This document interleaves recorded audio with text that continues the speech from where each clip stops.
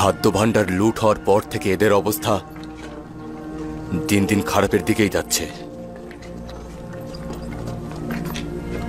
শুনেছি ইউজারশিপ ফরমান জারি করেছে, কেউ শস্য খামারে কাজ করলে ক্রমান্বয়ে সে ওই জমির মালিক হবে।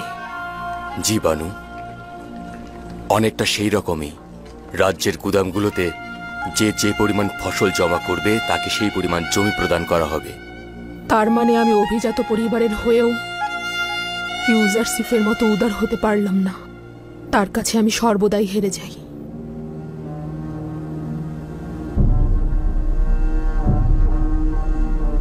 তোমরা এখন থেকে আজাদ।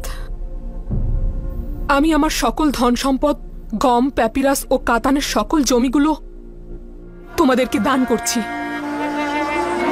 শুকরিয়া বানু জুলেখা, দরুদ বানু জুলেখা, খোদাবানের দরুদ বর্ষিত হোক, দরুদ বানু জুলেখা।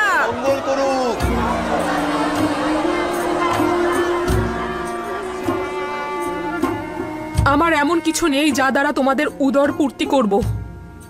এই শস্যভূমিগুলোতে কাজ করে নিজের এবং নিজের পরিবারকে ভরণ পোষণ করতে পারবে। বানু জুলেখার মহানুভবতা আমরা কখনোই ভুলবো না। খোদাগণ আপনার হেফাজত করুক, খোদাগণ আপনার হেফাজত করুক, খোদাগণ আপনার হেফাজত করুক, খোদাগণ আপনার হেফাজত করুক। আশিকের তো এমনই হওয়া উচিত যে নিজের মাশুকের রঙে রঙিন হবে। ইউজারশিপ যদি নিজেকে বঞ্চিতদের খাদেম মনে করতে পারে, তাহলে জুলেখা কেন পারবে না? যদি সে নিজের জন্য কিছু না চায়, তাহলে জুলেখা কেন চাইবে?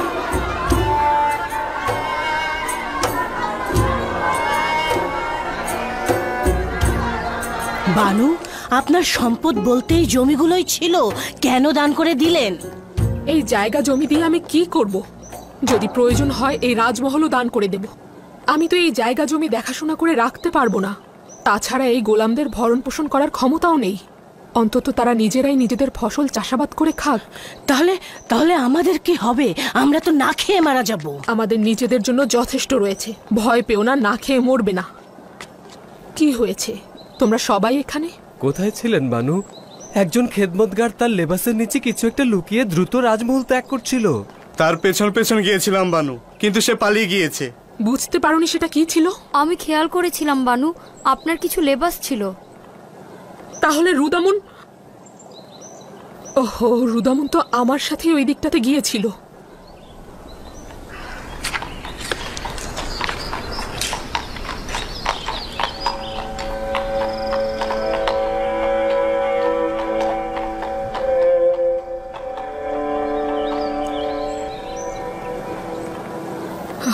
লেবাস দিয়ে আমি আর কি করব? ওই সময় লেবাসগুলো গুরুত্বপূর্ণ ছিল ইউজারশিপের জন্য, কারণ তাকে আমি আকৃষ্ট করতে চেয়েছিলাম। হলো না। সে তো আর আকৃষ্ট হয়নি। এখন আমি আর এগুলো দিয়ে কি করব?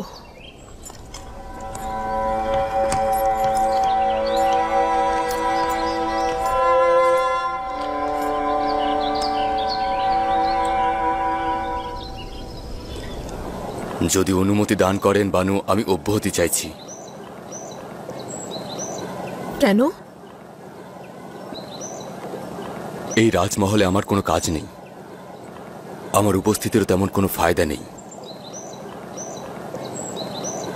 আমি একজন সৈনিক। মিশরের সেনাবাহিনীতে যে কোনো জায়গায় আমি কাজ করতে পারবো। এখানে আমার উপস্থিতি জরুরি মনে করছি না। কিন্তু আমাদের তোমাকে এখানে প্রয়োজন। আমার এখানকার প্রতি মায়া রয়েছে। আমি প্রতিদিন আপনাদের দেখতে আসব।